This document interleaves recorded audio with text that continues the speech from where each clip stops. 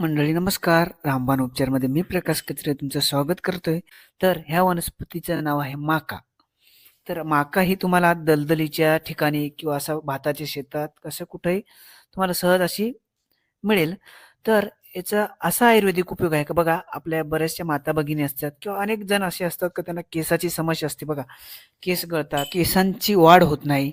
तर ही समस्या बऱ्याचशा जणांना भेडसावत असते. तर काय करायचं? अ, खोबरेल तेल घ्यायचं. खोबरेल तेलात ह्या माक्याचा पाला किंवा असं पूर्ण तोडून आणायचा, माक्याचा पाला ठेचून त्याचा रस काढायचा आणि तो खोबरेल तेलात टाकून उकळवायचा.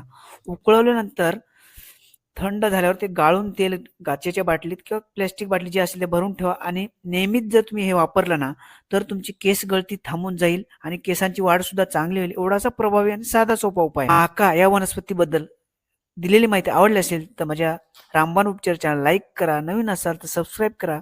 तुमच्या नातेवाईक मित्रमंडळी यांना शेअर करा, जेणेकरून त्यांना याचा उपयोग होईल. धन्यवाद.